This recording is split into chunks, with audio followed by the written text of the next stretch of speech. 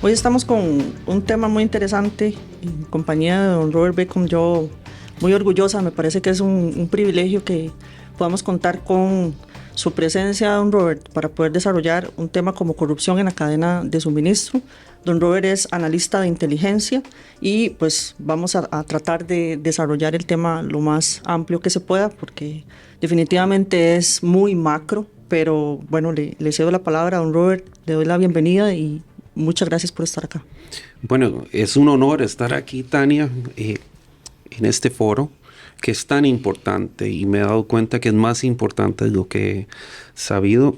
Y esto lo voy a explicar basado en mi trabajo. Pasé muchos años, un montón, en Nueva York, trabajando como analista de inteligencia de financiamiento ilícito y financiamiento terrorista con el Departamento de Justicia, el Departamento de Defensa, y como analista de financiamiento ilícito con la DEA.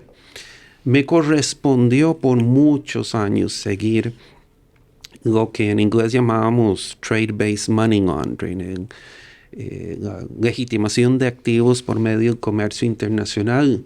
Y algo que noté es que, y esto se lo enseño inclusive, no solo en la capacitación que doy a los agentes federales de inteligencia, sino detectives, sino a mis estudiantes universitarios, es el hecho de que el comercio internacional es altamente explotado, abusado y sometido a agresión por parte de todo tipo de red ilícita. Esta red ilícita, por supuesto, en mi caso, era los carteles de la droga, pero también tenemos grupos terroristas como Hezbollah, que actúan mucho a nivel internacional financiándose y explotan los diferentes mercados mundiales y utilizan la cadena de suministros.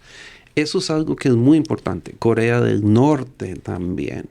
Un montón de grupos insurgentes. En fin, todos los magos del planeta, de una forma u otra, en algún momento, cuando tengan que operacionalizar sus finanzas, utilizan el comercio internacional y explotan la cadena de suministros, no solo para mover productos ilícitos, armas o personas, ¿verdad? La persona, el ser humano se ha convertido en una comodidad comercial, en un producto, o drogas, o productos patrimoniales, riquezas, tesoros patrimoniales. El problema es que en todas las investigaciones, y esto es un pensamiento casi axiomático, tienen que explotar la cadena de suministros. Esto me lleva a un segundo nivel de pensamiento. Para esto poder ocurrir, ellos usan dos mecanismos básicos que vienen desde el tiempo de las pirámides: la amenaza y la violencia, o el soborno y la corrupción.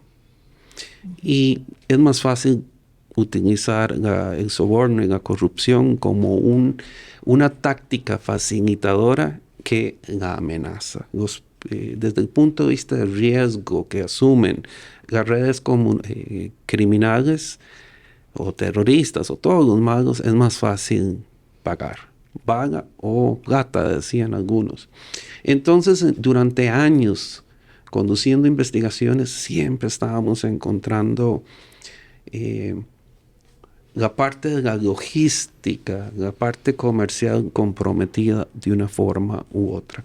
Ahora, en la cadena de suministros global podemos, desde mi punto de vista, diferenciar dos tipos de acto corrupto. El acto corrupto que es netamente comercial. Eso puede ocurrir entre dos partidas. Mire, necesito exportar esto, necesito que me cambie la descripción del producto. Esas cosas ocurren y nosotros lo veíamos. O una compañía puede llegar a acuerdos no convencionales para obtener mejores puestos, mejor trato, o que los pongan en la fila antes, en fin, ese tipo de cosas. Lo que yo trabajé fue la parte criminal relacionada con las redes criminales. Y definitivamente el acto de que las redes criminales utilicen el soborno y la corrupción y el fraude para facilitar su actividad genera una cultura en muchos lugares del mundo donde eso se convierte en una práctica aceptable que pasa del mundo criminal oscuro y la gente mala y los terroristas y el Pablo Escobar y todo eso a una especie de crimen de cuello blanco, porque ahí se aprende cómo hacer las cosas.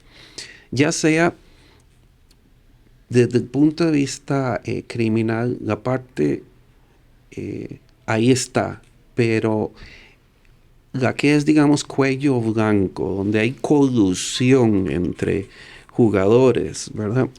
Hay muchas consecuencias nefastas que logramos ver. Por ejemplo, ambientales. Y uno cree, ahí están arreglando papeles, hay un poco de fraude y corrupción. No, va más allá, donde hay consecuencias para nosotros como individuos o para las comunidades. Por ejemplo, cuando se está transportando agroquímicos o químicos o materiales que pueden ser tóxicos. Precursores. Precursores, lo que sea. Uno de los problemas con el fraude y cambiar el labeling, la descripción del producto y pagarle a alguien, pues, ve al otro lado, sí, esto es flamable, pero no tenemos los contenedores especializados para mitigar si algo pasa, ¿verdad? O prevenir y refortalecer, y algo logra pasar, y se contamina un barco, se contamina un puerto, se contamina una vía férrea. Esos son problemas que son muy comunes de encontrar este tipo de fraude. Para aquellos que estamos fuera de la cadena de suministro, para la persona que está trabajando en una universidad o en un banco, lo que sea, se escucha este tipo de fenómeno y se piensa, bueno, el fraude, corrupción ocurre en cualquier lado, eso a mí no me afecta, no hay víctimas. Bueno, sí las hay, ¿verdad? Es muy, muy, muy prevaleciente. También el fraude y la corrupción abren las puertas para la paralización de operaciones o la obstrucción cada vez que las entidades gubernamentales tienen que inspeccionar porque algo anda mal.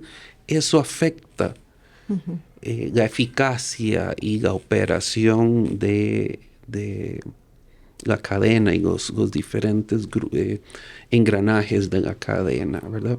También están los efectos financieros. El fraude, por ejemplo, usted tiene su empresa y yo le digo, Tania, necesito que me ponga enfrente de todos estos que estaban haciendo línea, tome un regalito. eso va a tener una influencia financiera o a nivel microeconómico, que puede crear competencia injusta y un montón de cosas. Así que esto es un tema muy, muy serio. Lo vimos claramente en épocas de COVID, cuando el COVID vino y hubo problemas en la cadena de suministros a nivel mundial, casos de fraude, extorsión, corrupción, sobreprecios, manipulación, escondiendo producto, ocurre. Ahora, mucha gente tiene la idea de que la cadena de suministro es algo que le pertenece a los que reciben el producto, lo empaquetan y lo transportan. No, es todo, desde el productor hasta los que van a hacer los puntos de distribución para el menudeo. El COVID demostró ampliamente a nivel mundial las fallas que habían en materia de políticas y procesos anticorrupción, antisoborno en las redes de suministro a nivel global. Entonces los efectos están ahí.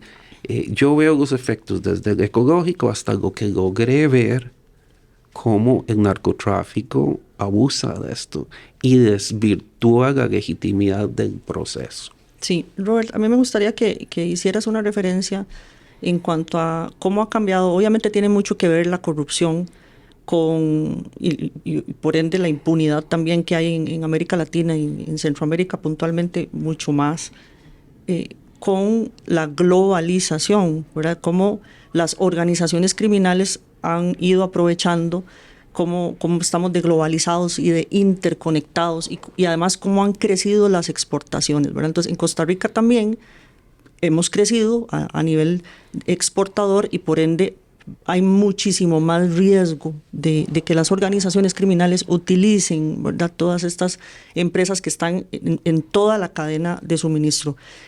¿Cuáles son los riesgos asociados con la cadena de suministro? Pero ¿por qué hoy que pueden existir incluso más filtros o que es mucho más fácil evidenciar lo que pasa en términos de corrupción, porque hay más que cuando estamos hablando de los 80s, 90s, ¿verdad? Cuando estaba todo el fenómeno de la cartelización, era obviamente todo mucho más directo y la logística era otra, ¿verdad? Pero ¿qué fue lo que cambió en las últimas décadas para que repunte tantísimo la corrupción en toda la cadena de suministro? Muy fácil, el volumen de actividad comercial. Cuando la Unión Soviética, y vea, son cosas antiquísimas ya para muchos, cae, se abre todo un nuevo mercado mundial. ¿Verdad? El planeta, y usted usó el término exacto, se globalizó. La economía se globalizó. Se abren nuevos mercados que vienen de un mundo soviético donde, por cierto, la corrupción era muy alta, todo se arreglaba por decisiones políticas o yo conozco todo. Entonces se abrió todo un nuevo mercado. Eso aumentó el volumen a partir del 91 y más, que comenzó a crecer la economía mundial. También hubo dos cosas, además de eso, que revolucionaron todo. La revolución de las telecomunicaciones y la revolución del transporte en sí. Nueva economía globalizada, abierta para todos, comunicaciones instantáneas, cómputo cibernético y todo eso, y el desarrollo de la infraestructura. Eso crea un problema para gente como yo. El volumen de transacciones anuales es tan alto que, por ejemplo, desde el punto de vista de poder camuflar o hacer un trasiego ilegal en un contenedor de drogas es muy fácil. En los Estados Unidos, que es donde tengo la mayoría de los datos, ahí trabajé por miles de años, son cientos de miles de contenedores que entran a los Estados Unidos, semanalmente. Creo que son como 77,000 al día. De esos, solo entre 1 o el 2% son revisados para ver en fin. Entonces, eso le da una ventaja táctica. Y eso pasa a nivel global. Solo el 2%. Sí, global. Y se han creado las unidades de transparencia de comercio, los TTU, Trade Transparency Units en inglés, las unidades de transparencia comercial, que están operando supuestamente en todos los países, pero están sobre explotados, no tienen los recursos, ni inclusive en Estados Unidos, no tienen el personal y es casi físicamente imposible controlar las actividades de las redes criminales. Usted tiene por ahí en Ucrania, Corea del Sur, con una desesperación terrible por financiar su programa nuclear. ¿Qué es lo que hacen? Usando terceras, cuartas, quintas partes, logran comprar o alquilar barcos de registro o panameño o Grecia. Creo que 23% de la flota naval está bajo la bandera de Grecia. Si pensamos en Grecia y hacemos análisis sociológico, criminológico del país, ¿cuál es el perfil de corrupción? Es gigante. Entonces, la explosión del abuso de las cadenas de suministro son, primero, volumen. Ahora tenemos el segundo paso, que es que ellos están explotando países que algunos autores, y me sumo a ese grupo de autores, llaman jurisdicciones grises. Son países como Grecia y prácticamente toda Centroamérica, bueno, voy a decirlo, todo Centroamérica, donde las capacidades gubernamentales de control, de inspección, la capacidad técnica, la preparación, los niveles de éticos del personal, ¿verdad?, que trabaja en todo esto, y las capacidades operacionales de los gobiernos es casi inexistente comparado con la riqueza que manejan estos grupos. Entonces, ¿qué es lo que hacen los grupos criminales? Explotan el eslabón débil de una cadena. Eso es típico. Y estas jurisdicciones como Centroamérica, Costa Rica, tienen ese problema. Ellos vienen con recursos ilimitados, ¿verdad? El grupo organizado más grande es el ruso a nivel mundial, según algunos estudiosos, y el presupuesto de ellos, el control financiero es gigante, más que muchos países, y entran a países como estos, ¿verdad? Los italianos también están las redes italianas están acá. Ahora en Centroamérica tenemos varios puertos que están controlados por la economía china. Eso nos trae la posibilidad de que las triadas estén aquí. Entonces yo veo, fue una larga respuesta, volumen de la globalización y la existencia de las jurisdicciones grises donde el gobierno está en pañales o no tiene interés o no tiene capacidad. No, el Estado está cooptado también, ¿verdad? Bueno, hay estados sí, que están absolutamente penetrados por las organizaciones criminales, entonces es todavía más complicado. Me parece que también hay un elemento que tiene que considerarse en cuanto a la parte de la exportación, ¿verdad? Porque en toda la cadena de suministro, vos lo decías, en el eslabón más débil es obviamente donde ellos van a operar, por supuesto, con más facilidad, pero se aprovechan puntualmente, hablando de Costa Rica, Robert, en tu experiencia. Bueno, nosotros tenemos nuestro puerto el principal, bastante descuidado en cuanto a todo lo que nos sale. Mucho de lo que se ha detectado contaminado con droga, principalmente que proviene del sur del continente, lo detectan otros países, por supuesto. Ni siquiera nosotros, ¿verdad? Entonces realmente es muy vergonzoso. No me puedo imaginar cómo estamos en términos de contrabando, que ese es otro gran tema, pero en cuanto a la contaminación de las cargas con drogas es muy, muy simbólico, y Holanda, Bélgica y España son los destinos principales. Pero quería puntualmente hacerte una consulta. se aprovechan, por supuesto, no solo de que no tenemos los famosos escáneres, que ya de por sí no son la panacea, ¿verdad? Vendrían a colaborar y podrían mitigar, por supuesto, pero no es la única solución. Pero también, por lo que estábamos hablando anteriormente, la globalización y la rapidez con la que hay que mover, y que por supuesto el sector exportador y las cámaras pues están pendientes de que las cargas, principalmente lo que es perecedero, pues tienen tiempo, ¿verdad? Entonces, las organizaciones criminales están aprovechándose también no solo de todo ese volumen y la globalización, sino del producto per se. Pero eso es definitivo. Por ejemplo, en Ecuador aprovechan las alcachofas, ¿verdad? Usted mencionó Europa, entonces ellos van a buscar exportaciones que son perecederos o que sean normales, y hay un riesgo asociado con diferentes productos. Ahora usted puede ir a Europa, comprarse una piña que no solo le da sabor a piña, sino que tal vez tenga otro Sale aditivo. premiada, sí. Sale premiada la piña en Costa Rica.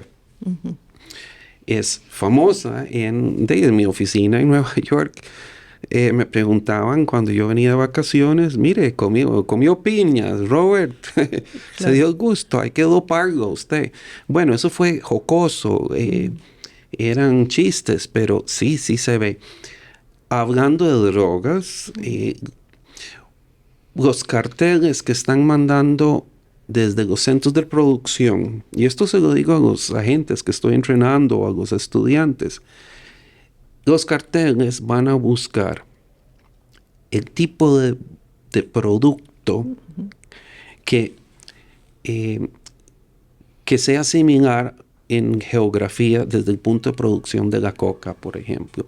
Entonces, si usted tiene un importador en Estados Unidos y ese importador está mandando giros bancarios, wires, cables bancarios de $100,000, $250,000 o más, y yo tengo una importadora de electrónicos, digamos que en Nueva York, pero estoy pagando a un suministrador, a un vendedor en Colombia, no tiene sentido, porque en Colombia no se producen electrónicos. Lo esperado es que ese dinero vaya donde se produzcan electrónicos. Entonces, eso obviamente lo saben los narcos, y van a utilizar la papaya, van a usar el café, van a usar diferentes productos de exportación, toda la logística, y van a exportar el producto, ya sea exportándolo con droga o sin droga, porque también lo pueden mandar por submarino, pero ya ante las instituciones financieras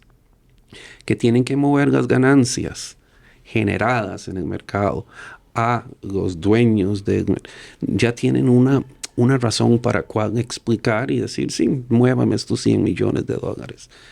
El producto es importantísimo y definitivamente es más arriesgado, o hay más riesgo asociado con una piña costarricense yendo a Europa, ¿verdad?, que otro producto generado en Costa Rica. En este momento, digamos que la yuca, que ahora uno compra yuca costarricense en todos los Estados Unidos, pero quien quita que dentro de poco utilicen la yuca porque tienen que ver, pero sí. El producto agrícola es muy apetecido, pero es por eso que estábamos diciendo, ¿verdad? De que hay un asunto que tiene que ver con los tiempos. Entonces ellos, obviamente, que se dedican a eso y que tienen toda la capacidad económica por supuesto pensable, van a aprovechar eso. Es producto agrícola, tiene que moverse rápido, se le va a poner obviamente también menos cuidado en cuanto a los filtros. Bueno, en todo caso, acá sin escaneos es complicado. Y bueno, vos lo señalabas ahora antes, solo un 2% de las cargas, de todo lo que se mueve a nivel marítimo en el mundo, que es el grueso, o sea, el grueso de lo que se exporta, todas esas transacciones son a nivel marítimo, y solo el 2% se pueden escanear. Difícilmente se podría escanear el 100% de lo que nosotros movemos, Robert. Difícilmente, es imposible. En fin, eso sería casi el sueño de Hoover, Edgar, un policía por cada persona. No, y el análisis de las imágenes, ¿verdad? Sin embargo, personas como yo hacemos análisis y tenemos antecedentes empíricos y comenzamos ya a ver el tipo de producto. También vemos la compañía y se utilizan algoritmos y nosotros podemos, la compañía A que recibe el producto y lo procesa, esa compañía tiene gente ya sea por intercepción, averiguamos por diferentes medios de investigación que puede ser sospechoso o es sospechoso. Entonces se comienza toda una investigación. Es la inteligencia policial, la inteligencia de seguridad nacional la que nos dice hacia dónde ver y buscamos compañías. Buscamos dueños de empresas, queremos ver dónde tienen sus cuentas bancarias, cuáles son los activos que tienen, las casas, los bienes raíces, si tienen arte. Comenzamos a hacer una investigación en detalle a todas las personas relacionadas. Pero eso, Robert, en los Estados Unidos, porque Costa Rica se mete muy poco, excepto porque, por ejemplo, bueno, vos lo sabes, que cuando uno va al banco y dependiendo de las transacciones que uno vaya a hacer, pues obviamente puede considerarse una actividad o un movimiento sospechoso, pero ¿qué trazabilidad se le da acá al dinero? Bueno, no sé, tendría que preguntar cuántos casos llegan a la corte de lavado o legitimación de activos, cuántos y cuántos de esos son condenados. En los Estados Unidos, la Unidad de Inteligencia Financiera, FinCEN, el equivalente de Costa Rica es el Instituto Costarricense de Drogas. Bueno, en los Estados Unidos son miles las actividades de reporte sospechoso que llegan al centro de inteligencia. Yo leí miles porque teníamos acceso como investigadores. En fin, funciona. Y lo interesante es que una gran cantidad, y me voy a atrever a decir que en mi experiencia, por lo menos un 30% tenía que ver con comercio internacional de diferentes productos. Y ahí nosotros inmediatamente buscábamos seguir la cadena de suministros, viniendo de un lado y los flujos de capital en sentido opuesto, ¿verdad? Para la parte de legitimación de capital. Pero después queríamos ver quiénes son las personas asociadas, dueños, con todos esos eslabones. Y logramos desarrollar el caso. Y decíamos, bueno, usted es el que transportó desde ciudad A todo el producto que usted recibió empaquetado y lo llevó al patio de donde están los barcos. Y en ese trayecto algo pudo haber pasado, pero queremos saber quién es usted, dónde tiene cuál institución financiera le sirve, queremos ver sus datos, usted dónde vive, qué tipo de casa vive, cuál es su empresa, quiénes son sus empresarios. Entonces se hace toda una investigación. Ahora se está aprendiendo no necesariamente a seguir la droga, sino exactamente toda la cadena de suministro. Ese es un nuevo paradigma. Queremos ver.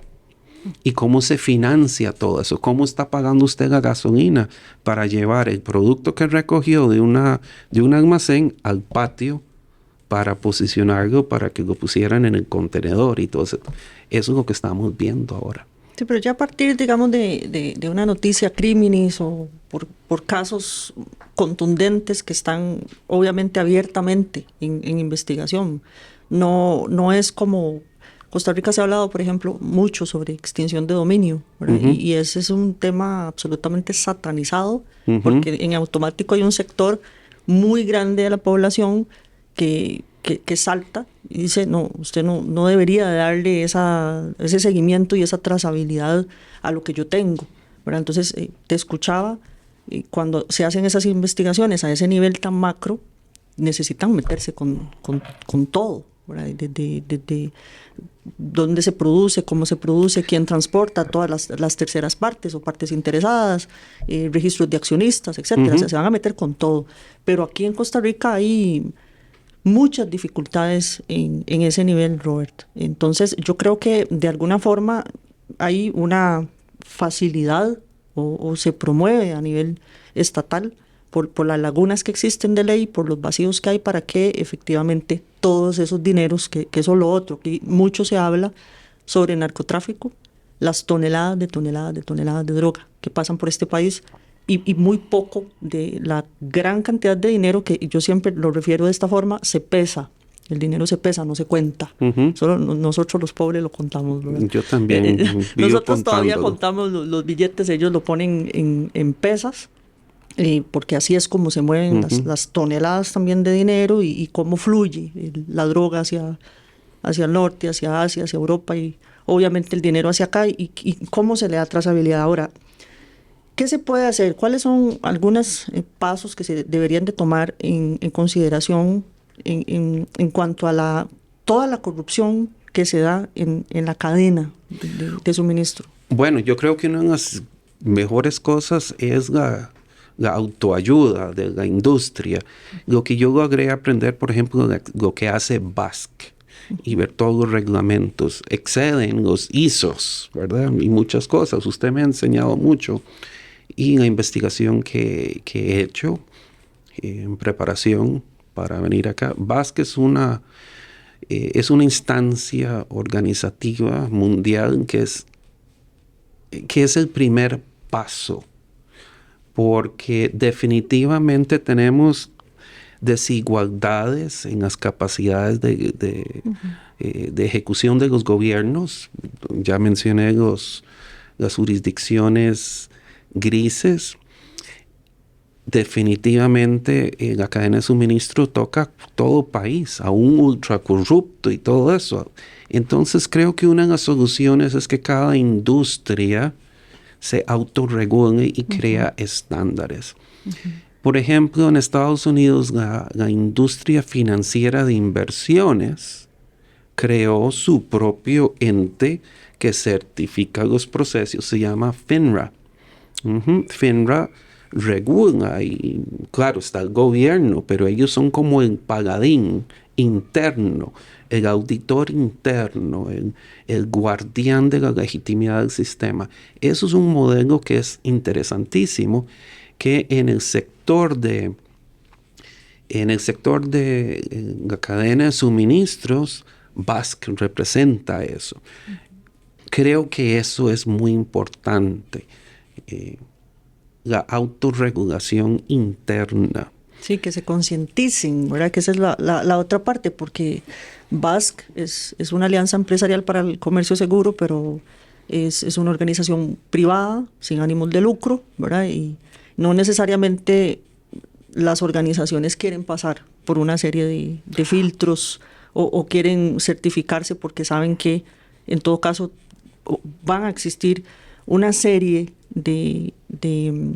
vamos a ver, más allá de que estén en los apartados de la norma, hay una serie de elementos con los que usted tiene que cumplir, sí o sí. Entonces, están dispuestos realmente a pasar por procesos de certificación, de recertificación, donde se va y se valida y se investiga que efectivamente usted cumple con una serie de requisitos. Yo creo que si una empresa quiere tener acceso a los mercados del mundo desarrollado, Norteamérica, incluyendo México, Europa y bueno, los mercados desarrollados, es sabio recibir una certificación de alguien, porque eso implica de que hubo una debida diligencia que dice, mire, aquí estamos, hemos sido verificados como entidades quienes somos, hay transparencia en casi todos los aspectos de la operación y la transparencia se ha convertido desde el 2014 en un tema importantísimo que será tema para otra discusión. Pero ese es el primer punto. Después ellos dicen seguimos los mismos estándares.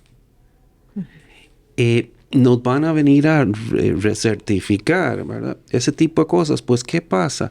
El perfil de riesgo de la compañía que decide afiliarse y someterse a ese microscopio, ¿verdad? Con pinzas, que se va a abrir todo, va a lucir una vez que pase de toda esa inspección y después si mantenga el estándar, va a bajar su perfil de riesgo. Entonces, potenciales clientes o proveedores en un futuro van a decir, no, bajo riesgo, ¿verdad? Y me conviene. O sea, es un paso comercial que se tiene que tomar si se quiere acceso a los mercados. Sí, que internacionales, que uno podría decir, bueno, realmente hay personas que piensan solo en el ámbito económico, que por lo menos lo vean como un negocio. Lo ideal sería que las empresas se concienticen en términos de seguridad, ¿verdad? Que sepan que cuando vos estás certificado, obviamente sos parte de un encadenamiento seguro que va a proteger obviamente toda tu cadena de suministro, pero que además te hace parte de un sector empresarial que está consciente y que está trabajando por prevenir el delito, ¿verdad? El delito en términos del comercio internacional, y que además, porque hay un montón de aspectos también muy importantes que toca la norma, que toca BAS, que ahora lo discutíamos, lo conversábamos fuera de foco, que tiene que ver con la prevención del consumo de sustancias adictivas, que tiene que ver con programas, capacitación, sensibilización para prevenir también la corrupción, el soborno, el lavado de dinero, financiamiento al terrorismo. Entonces yo creo que es eso, es primero pensar en concientizarse y entender que vas a ser parte de la solución más allá del negocio, pero también hay que decirlo, si usted está certificado y usted está en el sector exportador, obviamente es más atractivo para el comercio internacional. Hay una responsabilidad social, comercial, que está ahí, y son nuevos paradigmas también de gobernanza, que no es solo hagamos el dinero, ahora somos parte de una comunidad. Hay nuevos paradigmas en el campo de administración y todo eso. Sí, y esto trasciende más allá. Hay que crear una nueva cultura anticorrupción, antifraude, que no esté solo en el papel, sino que sea verificable en cualquier momento. Que sea algo que se tenga publicado en una pared. Estos son los principios, los valores. La política. Que existan, que toda empresa tenga su perfil de riesgo de acuerdo a su mercado y sus asociaciones comerciales, ¿verdad? Es muy diferente el riesgo asociado a exportar piñas de Costa Rica que el riesgo asociado con la exportación de caña de la República Dominicana o de Cuba. Entonces, lo primero, a nivel de gerencia se tiene que tener esa información, que sea actualizada cada año, cada 2 años, o de acuerdo al cambio coyuntural. Segundo, basado en ese perfil de riesgo que cada compañía debería tener, ¿verdad? Para hacer su gestión de riesgo, tienen que crear procedimientos, protocolos y políticas internas que van de arriba hacia abajo, de lado a lado. También es muy importante tener abierto la línea del whistleblower, la persona que ve algo mal, que tenga capacidad de hacer la alerta sin retribución. Eso es un nuevo paradigma que se está aplicando, claro, en países desarrollados. Aquí usted va a acusar a su jefe, o una compañía chiquitica va a acusar a su jefe porque hizo fraude. Bueno, es difícil, pero son cosas que se esperan más. Se espera que las compañías tengan su compromiso social, que se ajusten a estándares, ¿verdad? Es muy sencillo el estándar. Vea, desde los 50, creo que década de los 50, a un señor allá en Estados Unidos se le ocurrió hacer una medida exacta de los contenedores, ¿verdad? Ahora es universal, entonces es muy fácil poner un contenedor que de China, en Japón o lo que sea, se montan. Lo mismo hay que hacer éticamente y con los estándares. Hay que crear una consistencia universal con las prácticas. Desafortunadamente no podemos esperar que nos los dé siempre los gobiernos, porque cada gobierno tiene su propia cultura y tiene su propia predisposición jurídica, judicial, constitucional. Sin embargo, el que entiende el negocio del comercio internacional son organizaciones como BASCA y afines. La solución de fortalecimiento y protección tiene que ser salida del mismo sector, no esperar que los gobiernos y que las compañías decidan asociarse y regirse según estos estándares. Sí, que además al Estado no le alcanza, Robert. No. Entonces, el sector exportador, el sector comercial privado tiene que trabajar, obviamente sí o sí, en alianza con el Estado, porque además eso es nuestro ente rector, ¿verdad? Cuando vamos a exportar y aduanas y demás, pero tener esa relación siempre directa entre el ámbito privado, por supuesto, pero para favorecer las mejores prácticas, porque al final no son afectados solo los que exportan, sino que se afecta los que consumimos. Todos los que consumimos y todo el tejido social. Me gustaría consultarte, Robert, porque casi vamos cerrando las ideas. ¿Cómo se hace un análisis de riesgo para una empresa, para una entidad o para cualquier tipo de organización con las operaciones de la cadena de suministro? ¿Cómo lo ves? Ok, depende del tipo de eslabón en la cadena de suministro. ¿Qué es lo que hay que hacer? Ok, hay que entender el aspecto geográfico. A dónde estoy, hacia dónde me muevo físicamente y también cuál es el flujo de capitales, la parte física. Si yo tengo clientes que me están pagando desde Uruguay, ¿cuál es el riesgo asociado con Uruguay en cuanto a geografía? O sea, riesgo geográfico. Eso es el análisis de contexto que hacemos nosotros en BASC. Hay que ver también el análisis financiero. ¿Okay? ¿Cómo se está llenando mi cuenta o mis cuentas? ¿De dónde vienen los dineros? Otra vez, es dependiendo del perfil de el que manda el dinero, el que nos hace los pagos, ¿verdad? ¿Y a quién estoy pagando? Es decir, hay que gestionar el riesgo asociado con los vínculos financieros que tenemos con nuestros proveedores, nuestros vendedores y nuestros clientes. Ese es otro. Después hay que hacer el análisis de riesgo interno, que en los últimos 20 años, al menos a nivel de gobierno, eso es muy importante, detectar el riesgo interno. ¿Y qué es el riesgo interno?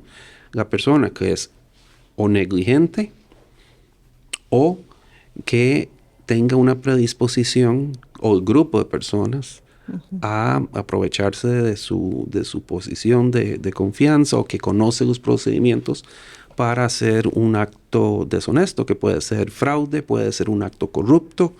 Bueno, corrupto es el término general. Diferentes cosas para favorecerse más allá del acuerdo patrono-empleado. Eso es muy importante, ¿verdad? Tener los procedimientos. Tener mapeado, obviamente, como cuando te escucho me siento todavía más orgullosa de estar en BASC, porque nosotros damos toda esa trazabilidad. Cuando usted hace el análisis de riesgo, obviamente verifica el contexto externo, interno, con quiénes son sus partes interesadas, quiénes son sus proveedores, obviamente los perfiles de los puestos. Hay que hacer un análisis de los puestos críticos. Eso que estás diciendo es muy importante, porque personas que tienen acceso a transferencias, personas que son los encargados de hacer las licitaciones, que depende del visto bueno de ese señor o de esa señora que un proveedor pueda entrar a un contrato de 1 año, 2 años, ¿verdad? Que obviamente es mucho más factible y hay mucho más riesgo para el soborno y para que se dé la corrupción, que eso es otra cosa también, como para que vaya cerrando, sobre los riesgos asociados y particulares que hay en Centroamérica y en Costa Rica, que has visto en tu experiencia, cuáles son, digamos, como los más sobresalientes. Y en cuanto a la gestión de riesgo, pues a mí me queda clarísimo que sí o sí las organizaciones tienen que tomar parte, ¿verdad? No pueden esperar a que el Estado, papá Estado, este Estado benefactor, haga absolutamente todo con aquel paternalismo, sino que nosotros tenemos que estar activos en la prevención, obviamente, de los delitos, y principalmente porque, vos lo decías también al principio, en la cadena de suministro y en el sector exportador, obviamente las redes ilícitas aprovechan la globalización, los movimientos, los flujos y toda esta dinámica para, obviamente, lo lícito convertirlo en ilícito y aprovecharse ya de por sí del transporte, de los movimientos y demás. pero riesgos más sobresalientes a nivel de Centroamérica que has visto, Robert. Bueno, muy fácil. La documentación asociada a diferentes movimientos de productos tiende a ser muy imprecisa. Es evidente que se cambia el producto. La descripción en el manifiesto muchas veces no es muy precisa. Y ese tipo de error no sucede fácilmente porque hay muchas partes que están supervisando. El manifiesto, el Bill of Lading, el manifiesto del capitán, cuando llega a Estados Unidos y la unidad de transparencia de comercio, TTU, con los requerimientos de CPAP, constantemente están viendo envíos. El papeleo no concuerda con lo que va dentro del cargamento, pero es montones, es estadísticamente significativo. El dato no lo pueden tomar, voy a dar un dato que está en mi memoria, pero era como un 13 a un 17% de discrepancia, y eso es altísimo. Tengo que reinvestigar eso. Eso fue datos de una conferencia hace unos años atrás. Eso es un indicador de negligencia profesional donde no se acepta porque hay muchas personas que tienen que hacer un chequeo. Por conclusión, es corrupción, fraude, gente que está siendo pagada para evitar inspección de calidad y evitar que ciertos oficiales lleguen a verlo, porque hay vida silvestre traficada en estas jurisdicciones, maderas especialmente, y también evitando pagar impuestos. Sí. La manipulación de documentos falsos, es lo que entiendo que es el problema más grande numéricamente en esta área nuestra. Tendríamos, Robert, a manera de conclusión, que yo espero que digas que no, pero conformarnos de alguna forma con la corrupción, porque vos cuando hablas sobre parámetros o sobre seguimiento y mencionas siempre a los países desarrollados, por supuesto, pero entonces muchos, cuando se hace un análisis criminológico de la situación que tenemos en América Latina, en Centroamérica puntualmente, es un asunto, y se concluye, es un asunto cultural. Está en el ADN del latinoamericano y del centroamericano, ¿verdad? El soborno, la corrupción, sí, la impunidad, pues ciertamente, ¿verdad?